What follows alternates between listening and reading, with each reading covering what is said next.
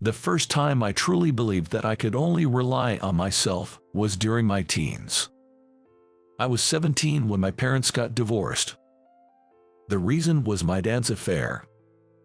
I didn't side with either of them. My parents were indifferent towards me, and when they decided to divorce, I overheard them saying terrible things. "I'm sorry, but I can't take care of that kid. I want to live freely from now on. I have a life with my new wife, too. I didn't want to be with them if that's what it took. So, I decided to live on my own." My dad agreed to pay for my high school education. For college, I decided to use scholarships. During my college years, I worked hard and was always at the top of my class. My job hunting went smoothly, and I successfully landed a job at a major company. I no longer needed anything from my mom or dad.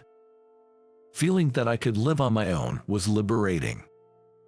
After joining the company, I worked hard for the company's sake and soon was entrusted with important tasks. My colleagues and seniors seemed to dislike me. They were probably jealous of me efficiently doing my job and getting praise from the bosses. I always thought, if you have time to be jealous, you should be working hard instead. Looking back, I was an arrogant newbie with grandiose ideas, even though I had just joined a company. Years passed, and I was put in charge of training new employees. The new recruits were slow and had a hard time grasping things, which was frustrating every day. Then, one day, a subordinate asked me a question. I need help with this part." The document the subordinate showed me was something I had explained before. At that time, I had a lot of work piled up, and I was irritated, so I snapped at him. "You're too inefficient. You should have remembered this the first time. How many times do I have to tell you?" The timid subordinate looked like he was about to cry. I didn't consider his feelings or reflect on my way of speaking. After that, the subordinate stopped asking me for help. A few days later, the subordinate made a major mistake with a client. He had ordered a drastically wrong number of items. Apparently, he had questions about the order quantity but was too afraid to ask me. Despite our apologies, the client wouldn't forgive us. And thus, we lost the contract with that company. Some time later, I was called by the department head, John. "The personnel changes are coming up soon. You're being transferred to a branch in a remote area," he said. Hearing this, my mind went blank. That branch was known as a backwoods branch, significantly smaller than the headquarters and handling only minor projects. In essence, I was demoted. Come on, this just isn't right. Frustrated, I confronted John about it.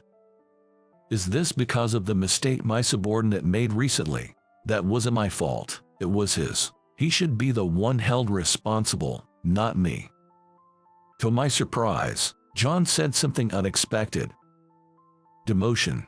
No, it's not like that. That place is my hometown, actually.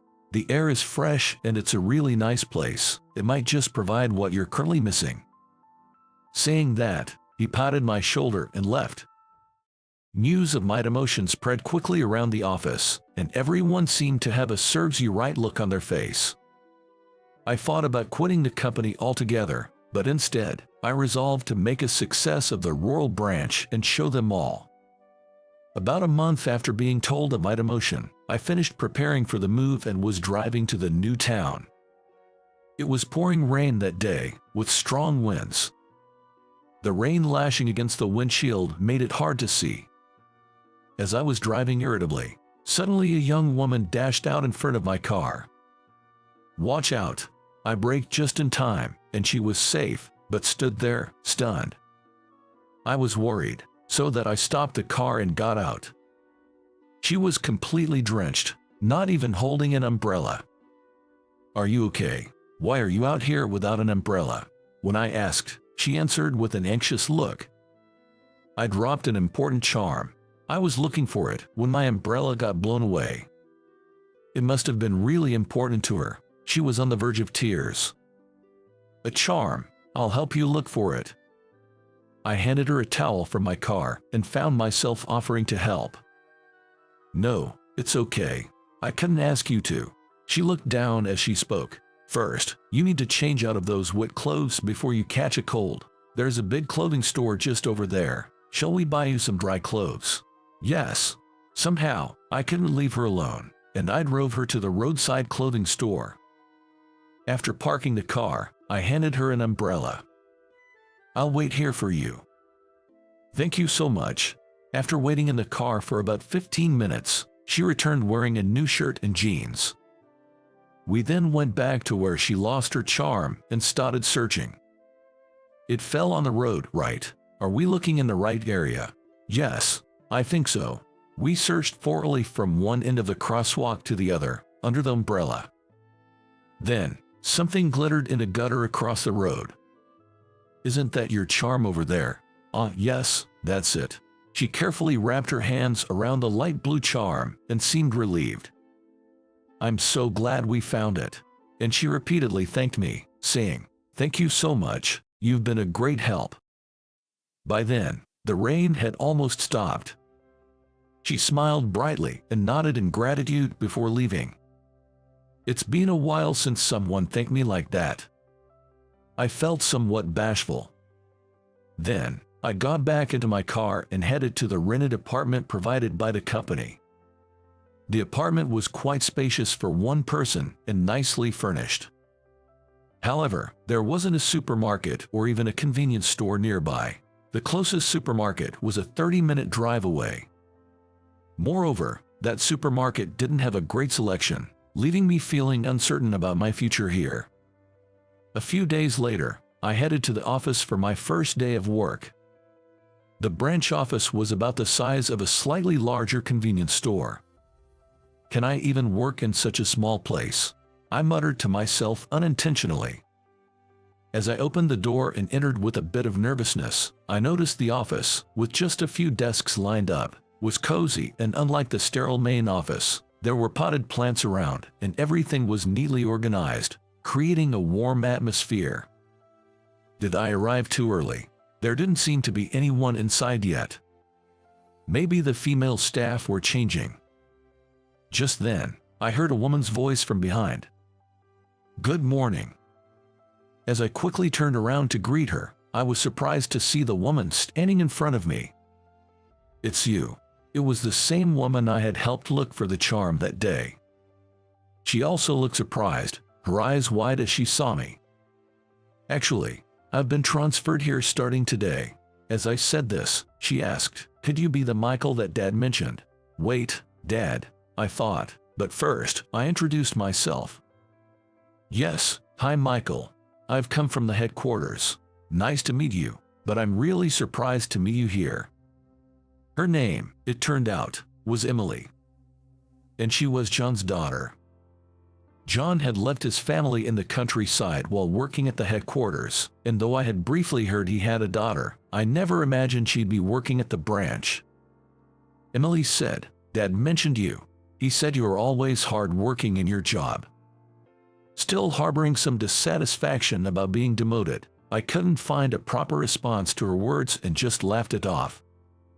Life in the countryside turned out to be unexpectedly comfortable. No one looked at me strangely for being demoted, and all the staff were kind and helpful. If you have any questions, feel free to ask. You can ask as many times as you need until you understand.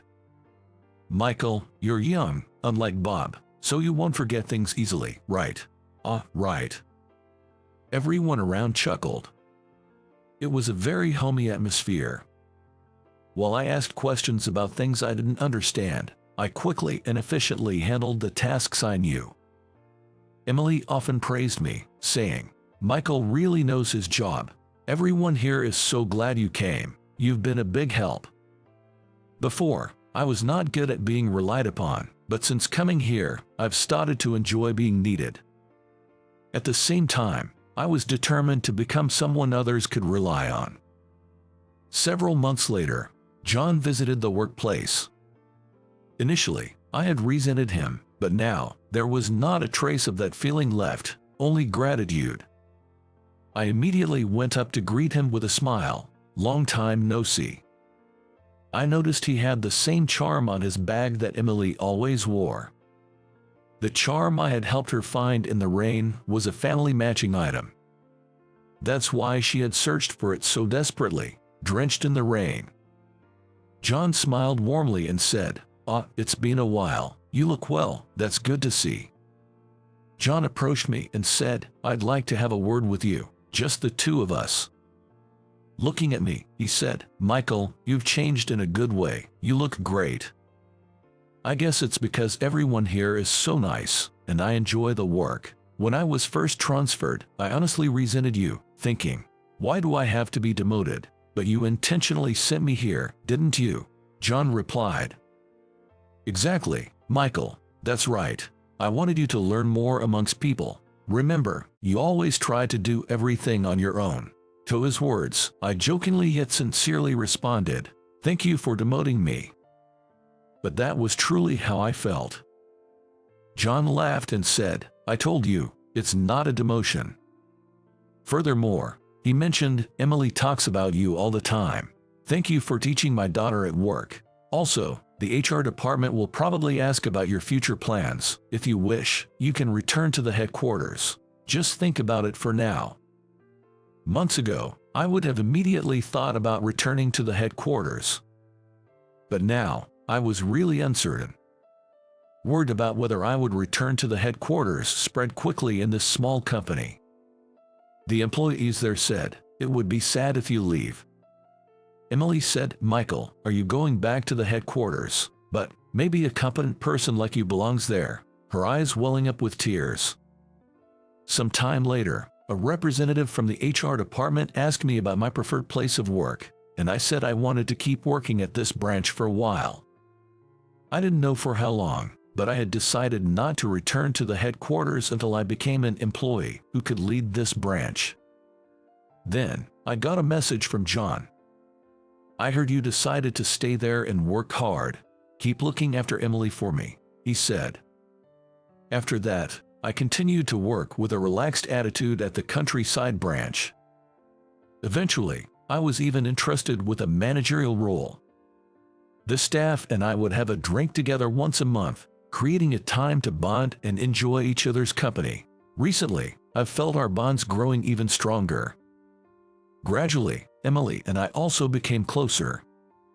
One day, on our way back from a drinking party, when it was just the two of us, she looked into my eyes and said, This is sudden, but what do you think of me? I like you, Michael. If you don't mind, would you be my boyfriend?" She confessed to me first. Already attracted to Emily, I didn't hesitate to accept her confession. And so, we officially became a couple. Since then, every day has been fulfilling, and I hope these days continue forever. I never thought such happiness would come my way. Now, I can finally look back on my past calmly. I got a job with this company with a twisted heart after being abandoned by my parents.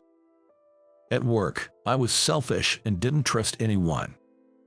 But coming to this town, thanks to the kind people around me, I started to genuinely want to work hard for everyone's sake. I'm grateful to John for sending me to this town. I plan to make Emily, my colleagues, and everyone else happy from now on.